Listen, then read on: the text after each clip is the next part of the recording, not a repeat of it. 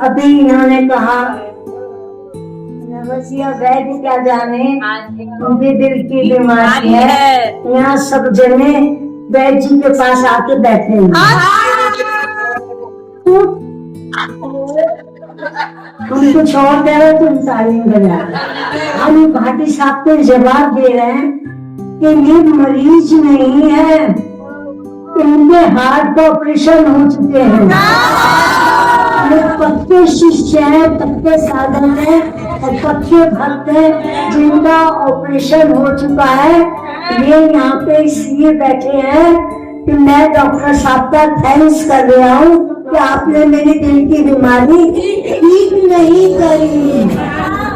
मैं कहता हूँ ये बीमारी मुझे जिंदगी भर लगी है, कभी ठीक ना हो, क्योंकि इस बीमारी में मेरा हाल बड़ा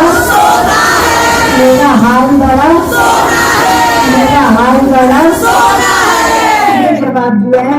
वैद्य जी से रिक्वेस्ट करी आ रही है कि जो ये बीमारी है इसे ठीक मत कर।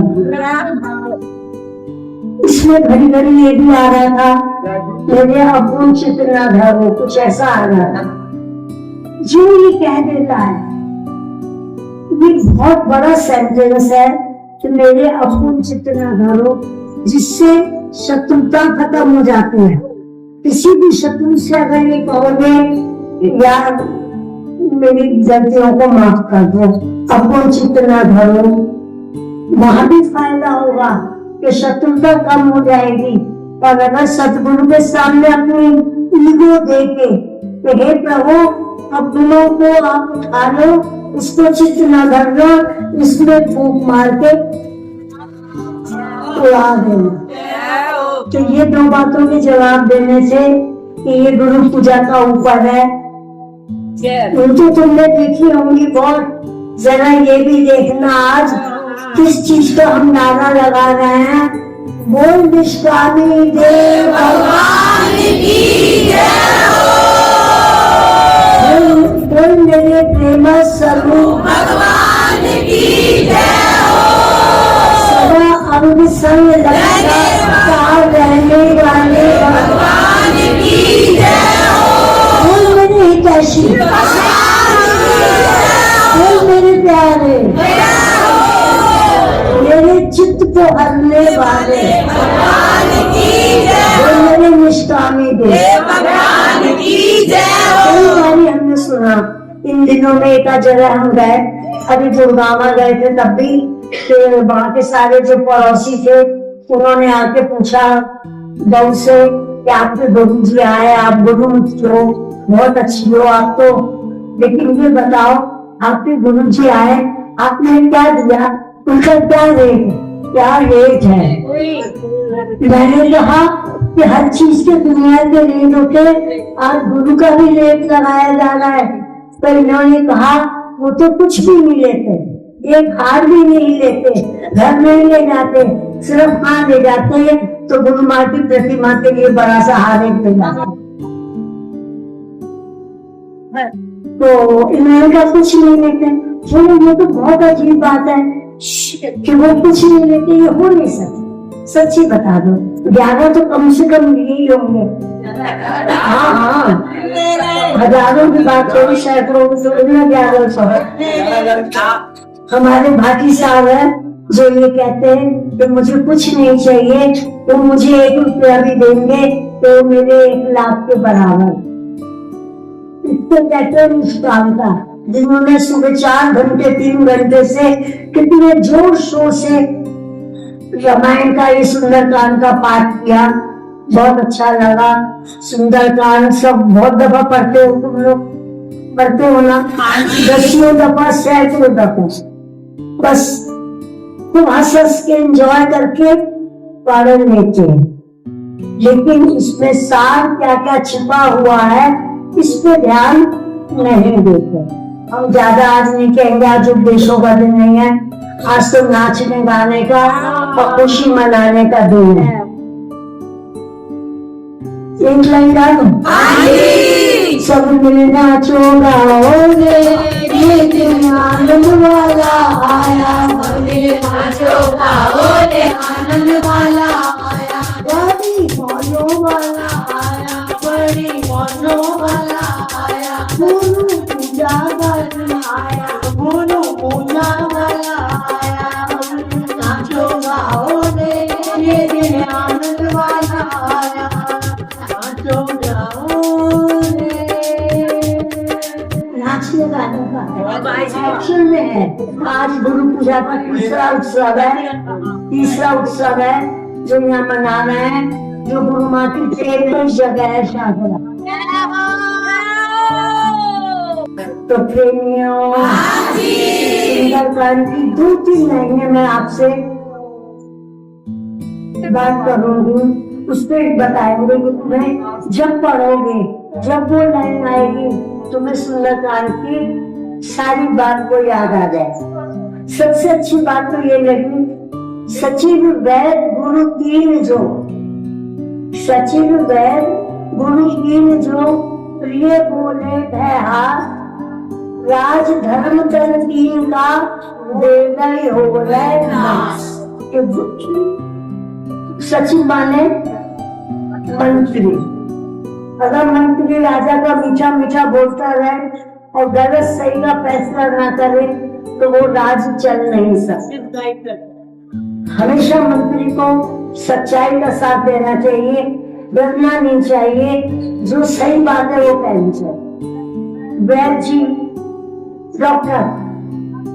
डॉक्टर अगर पेशेंट का कहना माने तो डॉक्टर साहब इंजेक्शन ना लगाओ, ऑपरेशन ना करो, कुछ ऐसे ही सिर पे हाथ रख दो, कृपा दृष्टि बना दो, और डॉक्टर कहते ठीक है, घर जाओ, जूस पियो, विटामिन खाओ और पेन किलर खा लो, तो क्या नहीं ठीक रहेगा? क्या रोग दूर हो जाएगा?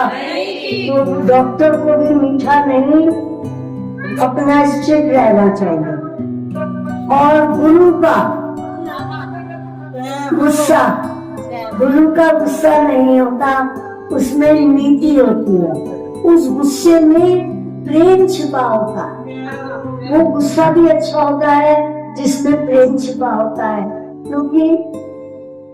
क्योंकि वो अपने भक्तों का, अपने साधकों का, अपने प्यारों का भला चाहता है। उनको ये चाहता है कि जो ये प्रेम बीमारी है इनकी कंटिन्यू रहे, इनके संग संग इनके बच्चों के अंदर भी ये प्रेम बीमारी आ जाए। जब ये बच्चे बैठते हैं सत्संग में, हमें बड़ा अच्छा लगता है कि गुरु माँ की देवी बीमारी बड़े दिनों से चलती आ रही है, वो भी ठीक नहीं होती। तो सचिव वैद्य गुरु तीनों को मीठा नहीं बोलना चाहिए, सही बोलना चाहिए, सच बोलना चाहिए, डरना नहीं चाहिए। एक अन्य भी एक लाइन आई थी भाटी साहब, कपि की ममता पूछते, कपि की ममता पूछते, सदन कह समझाए, तेल बोरी पट बांध के पावर देव लगाए। क्या मतलब हुआ? ज्यादातर सब लोग यही सोचते हैं, रावण के दरबार में कहा जा रहा है कि भैया कपि को ममता पूछते होती है, इसमें आग लगा दो तो ये हनुमान जी डर जाएंगे, भाग जाएंगे और इन्हें तकलीफ होगी। हमने नहीं सोचा, हमने सोचा ये तो एक कथा का पार्ट है। ये लंका में जाकर जब हनुमान जी गए तो उन्होंने दूध जलाई, उन्होंने बदले में लंका जला दी, ये कथा है। लेकिन इसका सार हम तुम्हें यही कहेंगे कि जहां जहां पे इंसान की ममता फंसी होती है, जहां जहां पे मैं मोह फंसा होता है, वहीं पे हमें आग लगानी। गुरु यही बताते हैं कि जहां जहां तुम मोह में फंसे हुए हो, प्रेम नहीं मोह, और मोह होता है दो में, मोह होता है दो में। इसमें जहां मेरा जुड़ जाता है वहां पर दुख होता है, वहां पे मोह होता है, उसको हटाना है। अब हॉस्पिटल में जाते हैं, सैकड़ों दुखी पेशेंट पड़े होते हैं, उठा नहीं जा रहा, उनसे सबसे है है करते हुए पल्ला पकड़ के आगे निकल जाते हैं। और जहाँ अपना बेटा होता है, जिस कमरे में अपना होता है, हाय कैसा है तू, हाय मैं तो बहुत चिंता में हो रही थी, कहाँ दुख हुआ उसे, जहाँ मैं और मेरा, मैं और ये पेशेंट मेरा है, वहां दुख होता है। अदरवाइज दुख नाम की चीज नहीं होती। जब ये सोच लेते हैं कि ये दुख मेरे पे आया, ये दुख है और मेरे पे आया, मैं और मेरा दुख, तो तुम्हें दुख होगा। अगर ये सोचोगे ये भी एक रामायण का पार्ट है, ये भी एक मेरे जीवन का हिस्सा है, जो ईश्वर की मर्जी के आगे हम टाल नहीं सकते। तो कभी की ममता पूछते हैं, तुम्हारी ममता जहाँ जहाँ आ रही है वहीं से उसको तोड़ना है। आग लगाने का मतलब ममता हटा के प्रेम करना है। जो प्रेम हमारे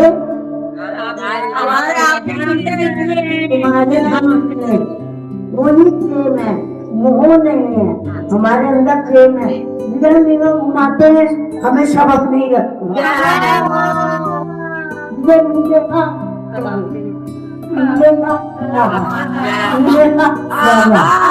सब अपने ही रखे हैं। तो इसको कहते हैं प्रेम। ये प्रेम सुखदाई है, इस प्रेम में सब अपने होते हैं। और मोह में, ममता की पूछ में सिर्फ मेरा घर, मेरा परिवार, वो ही होता है, मेरे बच्चे, मेरा दुख, मेरा। आपको कितना दुख है, अरे यार तेरे पे दुख आया है और किसी पे नहीं आता, सब पे दुख आते हैं, लेकिन तुझे मैं मोर का दुख ज्यादा लगता है। दूसरे का कान से सुन के कहते हैं आजकल बहुत जमाना ही है, अपने दुख की वक्त ज्यादा जमाना ऐसा आगे नहीं। तो हमें ममता काटनी है, प्रेम को और बढ़ाना है, ठीक है ना। ये दो चीज। और एक आया था और दिन, कुमति सुमति सबके उड़ रही। इसमें अभी ये बोला था इन्होंने, कुमति सुमति सबके उड़ रही। अच्छाई और बुराई दोनों चीजें इंसान के अंदर है। ये नहीं सोचना चाहिए कि रावण के अंदर नहीं थी। रावण के अंदर बहुत अच्छाई थी, सारे वेद शास्त्रों का, नीतियों का, सबका मास्टर था। लेकिन एक अभिमान ने, ईगो ने उसकी सारी भलाइयों को मलिया मेट कर। तो कुमति सुमति सबके उड़ रही। हर एक के अंदर कुमति भी होती है, सुमति। कुमति बुरी आदतें, हमेशा नेगेटिव देखना, दूसरों का कुछ तकलीफ आ गई, बिजनेस पे लॉस हो गया, बहुत कराता था ना, होना ही था। बताओ कैसी बुरी बात है। कुमति की बात है और सुमति होती है, आहा ऐसा नहीं, क्या मैं तुम्हारी हेल्प कर सकता हूँ, क्या कोई बात तुम्हारी मैं सुन सकता हूँ। दूसरे के दुख को सुनना भी एक बहुत बड़ी ताकत की चीज होती है।